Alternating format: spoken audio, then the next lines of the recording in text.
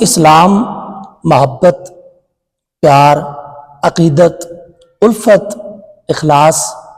اثار، قربانی، خیرخواہی، وفاداری، غم گساری اور ہمدردی والا دین ہے۔ اسی بنا پر بطور مسلمان دین ہم مسلمانوں سے اس چیز کا خواہش مند ہے، دین بطور مسلمان ہم سے اس چیز کا خواہاں ہے کہ مسلمان بھائیوں کا آپس میں ایک گہرا، مضبوط اور انمٹ تعلق جو ہے وہ برقرار ہے۔ اس لیے اللہ تبارک و تعالیٰ نے نبی پاک صلی اللہ تعالیٰ علیہ وآلہ وسلم کے ذریعے ہمیں یہ تعلیمات عطا فرمائیں کہ ایک بندہ مومن جو ہے، ایک مسلمان جو ہے، اس کے دوسرے مسلمان پر چند حقوق ہیں۔ ایک مسلمان جس کا دوسرے بندے کے ساتھ تعلق، ناتا، رشتہ، واسطہ کسی برادری کی بنیاد پر نہیں ہے، رشتہ داری کی بنیاد پر نہیں ہے، یا کوئی خونی تعلق نہیں ہے، فقط اس کی محبت، عقیدت، اس کا پیار، اس کا میل جول، اس کی سلام دعا دین اسلام کی وجہ سے ہے کہ وہ بھی مومن ہے اور یہ بھی مومن ہے۔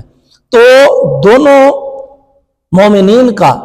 جو آپس میں رشتہ ہے، تعلق ہے، وہ اللہ تبارک و تعالیٰ کے وجہ سے ہے یا نبی پاک صلی اللہ علیہ وسلم کی وجہ سے ہے۔ اور اس پر بھی حدیث پاک موجود ہے، نبی پاک صلی اللہ تعالیٰ علیہ وسلم نے ارشاد فرمایا الحب للہ والبغض للہ، کہ محبت بھی کرو تو کسی کے ساتھ اللہ کی وجہ سے کرو، اور کسی کے ساتھ نفرت بھی کرو تو اللہ کی وجہ سے کرو یا دین کی وجہ سے کرو۔ اس حوالے سے ایک حدیث مبارکہ بڑی طویل ہے، نبی پاک صلی اللہ علیہ وآلہ وسلم نے ارشاد فرمایا کہ مومن پر 6 حقوق ہیں۔ ایک مسلمان کے دوسرے مسلمان پر 6 حقوق ہیں، نبی پاک صلی اللہ علیہ وآلہ وسلم نے فرمایا۔ اور اس حدیث کے راوی حضرت ابو ہریرہ رضی اللہ تعالی عنہ ہے، فرماتے ہیں کہ ان رسول اللہ صلی اللہ تعالی علیہ وآلہ وسلم قال حق المسلم علی المسلم 6، کہ مسلمان کے مسلمان پر 6 حق ہیں۔ قیل ما ہن یا رسول اللہ،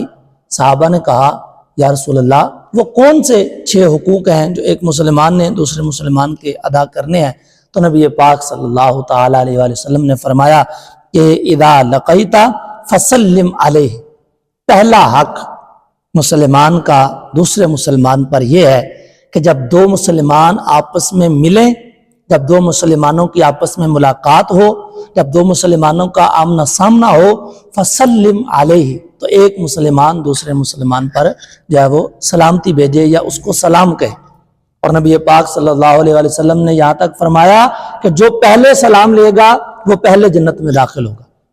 بڑا خوبصورت واقعہ اس حوالے سے یاد آتا ہے کہ جو حضرت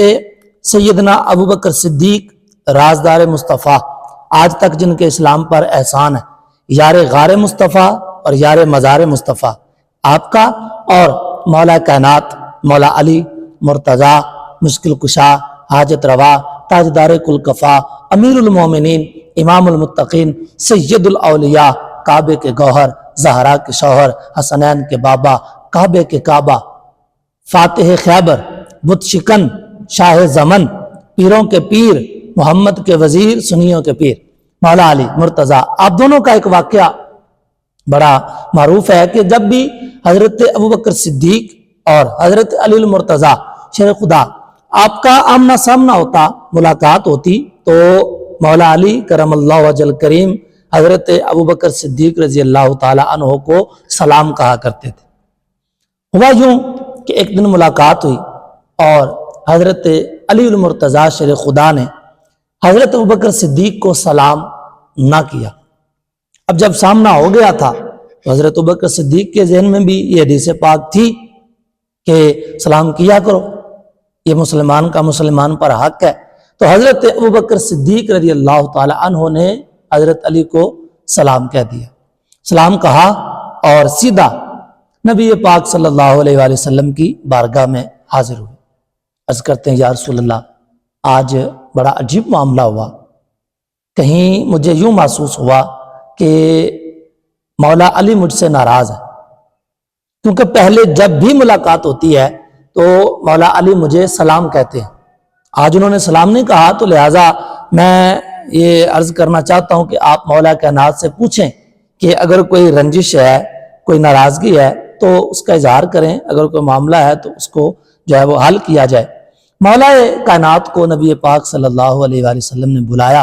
بلوا کے فرمایا کہ اے علی کیا بات ہے، تو جب بھی پہلے ابو بکر کو ملتا ہے تو اسے سلام کرتا ہے، آج تو نے حضرت ابوبکر صدیق کو سلام نہیں کہا، کیا بات ہے تیرے دل میں؟ مولا کائنات مولا علی کرم اللہ وجہ کریم آپ فرماتے ہیں کہ عرض کرتے ہیں یا رسول اللہ آپ نے فرمایا ہے کہ جو پہلے سلام کرے گا وہ پہلے جنت میں جائے گا، جو سلام میں پہل کرے گا وہ جنت میں بھی پہلا ہوگا. تو میں نے یہ چاہا کہ ابو بکر مجھے پہلے سلام کہہ لے تاکہ مجھ سے پہلے ابو بکر جنت میں داخل ہو جائے. تو فرمایا سلام کرے. ایک مومن کا دوسرے مومن پر یہ حق ہے کہ جب ان کی ملاقات ہو تو یہ ایک دوسرے کو سلام کہیں. یہاں تک فرمایا ایک حدیث مبارکہ یہ بھی ہے، فرمایا سلام کو عام کرو جہاں تک ہو سکے، ایک دوسرے کو زیادہ سے زیادہ. یہاں تک فرمایا کہ اگر تم چلتے ہوئے تمہارے درمیان کوئی درخت آ جائے، کوئی پتھر آ جائے، کوئی بشر آ جائے اور وہ درمیان سے گزرے اور تم اس کے اوپر سے ہو کے گزرو تو پھر ایک دوسرے کو سلام کہہ لیا کرو. یعنی ایک دفعہ اگر تم جا رہے ہو بازار سے، راستے سے، کچھ لوگ بیٹھے ہوئے ہیں چوک میں، چوراہے میں، گلی میں، بازار میں، گھر کے باہر، تو تم جاتے ہوئے انہیں سلام کہو. تو ضروری نہیں کہ تم نے جاتے ہوئے کہہ دیا کہ اب آتے ہوئے نہیں کہنا. اگر تم وہاں سے اپنا کام کر کے واپس آ رہے ہو اور وہ وہیں بیٹھے ہیں تو تم دوبارہ انہیں سلام کہو. یہ مسلمان پر حق ہے. دوسرا حضور فرماتے ہیں حق مسلمان کا یہ ہے کہ وَإِذَا دَعَاكَ فَأَجِبْهُ، کہ جب ایک مومن دوسرے مومن مسلمان کو دعوت دے، دعوت پر بلائے، وہ کھانے کی دعوت ہو، کسی دیگر کسی چیز کی دعوت ہو، تو مومن کا حق ہے کہ اس کی دعوت کو ٹھکرائے نہ، اس کی دعوت پر ضرور جائے. اس کے ساتھ ویسے بھی محبت پیدا ہوتی ہے. یہاں تک سرکار نے فرمایا کہ کسی کے ساتھ دوستی کرتے وقت بھی 3 چیزیں جو بتائیں ان میں سے ایک یہ تھی کہ اس کے ساتھ بیٹھ کر کھانا کھایا جائے. کھانا کھانے کے ساتھ یہ پتہ چل جاتا ہے کہ اگلے بندے کا ظرف کیسا ہے، یہ صرف اپنا ہی سوچتا ہے یا میز پر بیٹھ کر یا دسترخوان پر بیٹھ کر دوسروں کے بارے میں دوسروں کا زیادہ خیال کرتا ہے. تو فرمایا اس کی دعوت کو ٹھکرایا نہ جائے. دعوت کو ویسے بھی نہیں ٹھکرانا چاہیے، لیکن یہ بات بھی قابل غور ہے اور بہت سارے لوگوں کو اس چیز کا پتہ نہیں ہے. دعوت اگر ولیمے کی ہو تو اس پر جانا سنت مؤکدہ ہے. یعنی یہ ایک ایسی دعوت ہے، دعوت ولیمہ، جس کا نبی پاک صلی اللہ علیہ وآلہ وسلم نے کبھی بھی انکار نہیں کیا. اور یہ دعوت اس قدر مؤکد ہے کہ سرکار نے فرمایا کہ اگر کوئی بندہ روزے سے بھی ہو، بندے نے روزہ رکھا ہوا ہے اور ایک طرف سے ولیمے کی دعوت آ گئی ہے، تو سرکار نے فرمایا ولیمے کی دعوت پھر بھی قبول کرو. اگر روزہ ہے تو تم وہاں جا کے کھانا نہ کھاؤ، خالی ان کے لیے دعا کر کے آ جاؤ، اور اگر روزہ نہیں ہے تو پھر تم وہاں سے کھا سکتے ہو. یعنی اس قدر تاکید کی گئی ہے دعوت ولیمہ کی. دعوت کوئی بھی ہو اسے قبول کیا جاتا ہے، کرنا چاہیے، لیکن ولیمے کی دعوت ہو تو اسے ترک نہیں کیا جاتا، یہ سنت مؤکدہ ہے. تیسری چیز نبی پاک صلی اللہ تعالی علیہ وسلم نے فرمایا کہ وَإِذِ اسْتَنصَحَكَ فَانصِحْ لَهُ، کہ جب تجھ سے وہ مشورہ مانگے، ایک مومن اگر دوسرے مومن سے مشورہ مانگے تو مومن کا حق یہ ہے کہ وہ اپنے دوسرے مسلمان بھائی کو اچھا مشورہ دے. یہاں تک ہے کہ جو تم اپنے لیے پسند کرتے ہو اپنے دوسرے مسلمان کے لیے بھی وہ پسند کرو. بعض لوگ مشورہ دینے میں بھی بڑی کنجوسی کرتے ہیں کہ کہیں میرے مشورے کے ساتھ اس کا بھلا نہ ہو جائے. سرکار نے فرمایا، نبی پاک صلی اللہ علیہ وآلہ وسلم کا فرمان ہے کہ جس سے مشورہ لیا جائے، جس سے مشورہ مانگا جائے، اسے امانت دار ہونا چاہیے. یعنی جو وہ اپنے لیے پسند کرتا ہے کہ اگر میں اس کی جگہ پر ہوتا، جب آپ سے کوئی مشورہ مانگے تو آپ اپنے آپ کو اس کی جگہ پر رکھ کر سوچیں اگر میں یہاں ہوتا تو میں کیا کرتا. تو اس لیے اچھا مشورہ دے. مولا کائنات مولا علی سے پوچھا گیا، حضرت مولا کائنات سے جب پوچھا گیا نا کہ آپ سے پہلے 3 خلفاء ہوئے ہیں، حضرت ابوبکر صدیق، حضرت عمر فاروق اور حضرت عثمان غنی رضی اللہ تعالی عنہم، لیکن ان کے ادوار میں، ان کے زمانے میں اس قدر لڑائیاں جھگڑے، آپسی جو رنجشیں ہیں، لڑائیاں ہیں، جھگڑے ہیں مسلمانوں کی، وہ ان کے دور میں اس قدر نہیں ہوئی ہیں، آپ کے دور میں بہت زیادہ ہوئی ہیں۔ اس کی وجہ کیا ہے؟ تو مولا کائنات مولا علی نے فرمایا کہ اس کی ایک وجہ یہ ہے کہ ان تینوں کا مشیر میں تھا اور میرے مشیر تم لوگ ہو، یعنی ان کو مشورے میں دیا کرتا تھا اور مجھے مشورے دینے والے تم ہو، اور میں انہیں صحیح مشورے دیا کرتا تھا اور تم میری مجلس میں بیٹھ کر غلط مشورے دیتے ہو۔ تو نبی پاک صلی اللہ علیہ وسلم نے فرمایا تیسرا حق مومن کا یہ ہے کہ وہ جب اس سے مشورہ مانگے تو اچھا مشورہ ایک مومن کو دیا جائے۔ چوتھا حق نبی پاک صلی اللہ علیہ وسلم نے فرمایا کہ وَإِذَا عَطَسَ فَحَمِدَ اللَّهُ فَسَمِّتْهُ،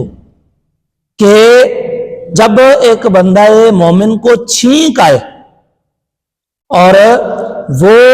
الحمدللہ کہے، اور جو سننے والا مومن ہے، مسلمان ہے، وہ اس الحمدللہ کا جواب دے، کیونکہ جو چھینک ہوتی ہے نا، ہمیں یہ چھینک جو آتی ہے اس کے ساتھ ہمارے جسم کی بہت ساری بیماریاں نکلتی ہیں، بہت سارے فاسد مادے ہمارے ناک کے ذریعے، دماغ کے ذریعے جو ہے وہ دماغ کے فاسد مادے ناک کے ذریعے خارج ہوتے ہیں، تو اس کے شکرانے کے طور پر کہا جاتا ہے کہ الحمدللہ۔ تو سرکار نے فرمایا جب وہ تمہیں الحمدللہ تمہارے سامنے کہے تو تم کہا کرو یرحمک اللہ، کہ تم پر اللہ کا رحم ہو۔ اس حوالے سے بھی ایک واقعہ ملتا ہے کہ سرکار گزر رہے تھے اور ایک یہودی بھی پاس سے گزر رہا تھا، سرکار نے چھینک ماری اور سرکار نے کہا الحمدللہ، تو اس نے کہا یرحمک اللہ، یعنی الحمدللہ کا مطلب ہے تمام تعریفیں اللہ کے لیے ہیں، اور اس نے کہا کہ یرحمک اللہ، اللہ آپ پر رحم فرمائے، اور جواباً نبی پاک صلی اللہ علیہ وآلہ وسلم نے فرما دیا کہ یہدیکم اللہ، اللہ تجھے ہدایت عطا فرمائے۔ اور جب سرکار کی زبان اقدس سے نکلا اللہ تمہیں ہدایت عطا فرمائے، تو پھر یہ کیسے ہو سکتا ہے کہ کوئی جملہ، کوئی بات حضور کی زبان اقدس سے نکلے اور وہ پوری نہ ہو؟ وہ کیا کسی شاعر نے کہا تھا کہ تمہارے منہ سے جو نکلی وہ بات ہو کے رہی،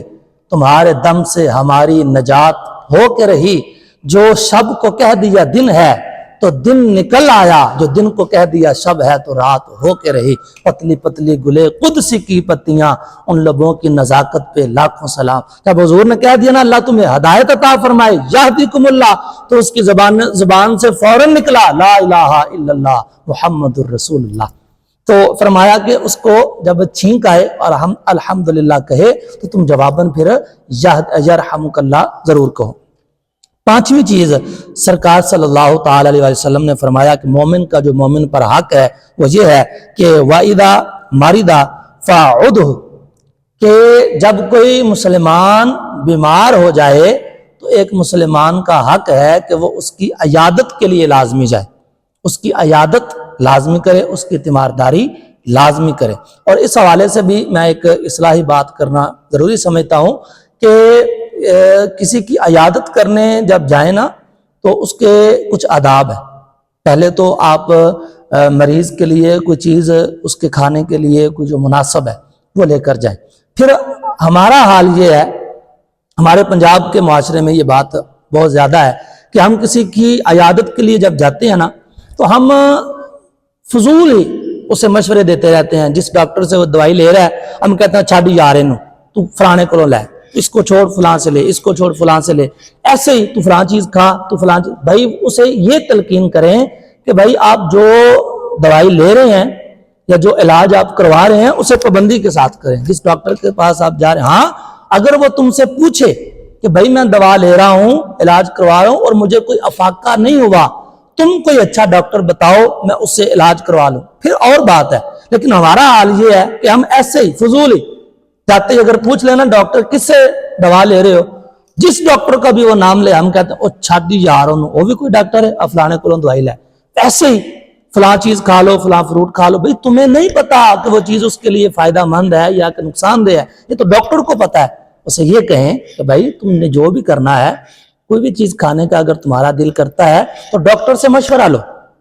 اور اگر بیمار ہو تو جس ڈاکٹر سے دوائی لے رہے ہو، جس طرح ڈاکٹر کہہ رہا ہے اس طرح دوائی کا استعمال کرو. ہم لوگ جو ہیں وہ ایسے ہی فضول جو ہے نا مشورے دیتے رہتے ہیں، اور اپنی طرف سے وہاں ایک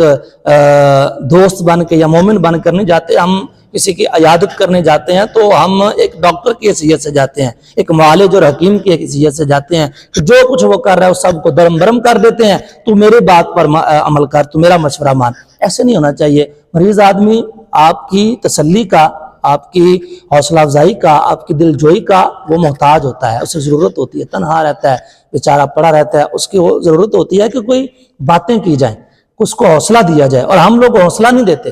ہم مریض کو حوصلہ نہیں دیتے. ہم ایسے ہی کہتے ہیں یار تیرا رنگ پھیکا پہ گیا، تیرا چہرہ زرد ہو گیا، ایسی باتیں. بھئی اسے حوصلہ دے کہ یار نہیں، اب تم ٹھیک ہو رہے ہو، اب تم بہتر ہو رہے ہو، اب تمہاری طبیعت میں پہلے سے کچھ تبدیلی محسوس ہو رہی ہے، تاکہ اسے تھوڑا سا حوصلہ ہو، اسے محسوس ہو کہ میں کچھ بہتر ہو رہا ہوں. ہم لوگ جو اس کی کوئی ریکوری ہوئی ہوتی ہے، کوئی اگر اس کی طبیعت بہتر بھی ہوئی ہوتی ہے، تو ہم لوگ باتیں ہی ایسی کرتے ہیں یار تیرا رنگ پھیکا پہ گیا ہے، تیرا رنگ پیلا پہ گیا ہے، تیرا کمزور لگ رہے ہیں، یہ کپڑے کھلے لگ دینے پہ. اس طرح کی باتیں نہ کریں، بلکہ اسے یہ تلقین کریں کہ جو دوا کھا رہے ہو وہی کھاؤ، اور تم پہلے سے بہتر لگ رہے ہو ہمیں. تو اس لیے یہ سرکار نے فرمایا کہ اس کی عیادت مومن کی لازمی کی جائے. اور چھٹی اور آخری چیز نبی پاک صلی اللہ علیہ وآلہ وسلم نے فرمایا کہ ایک مومن کا دوسرے مومن پر حق یہ ہے کہ وَإِذَا مَاتَ فَاتَّبِعْهُ، کہ جب کوئی مسلمان مر جائے، کسی کا انتقال ہو جائے، کوئی داعی اجل کو لبیک کہہ جائے، کوئی مومن آپ کو داغ مفارقت دے جائے، تو ایک مومن کا دوسرے مومن پر حق ہے کہ وہ اس کا نماز جنازہ لازمی ادا کرے جہاں تک ممکن ہے. ورنہ یہ فرض کفایہ ہے، پورے علاقے میں سے، پوری بستی میں سے ایک بندہ بھی اگر ادا کر لیتا ہے تو ہو جاتا ہے. ہاں اگر کوئی بھی نہیں کرتا تو پھر سارے گناہ گار ہو جاتے ہیں. تو فرمایا کہ مومن کا نماز جنازہ لازمی ادا کیا جائے، اور اس کا نماز جنازہ پڑھ کے اس کی بخشش کی، مغفرت کی دعا لازمی کی جائے.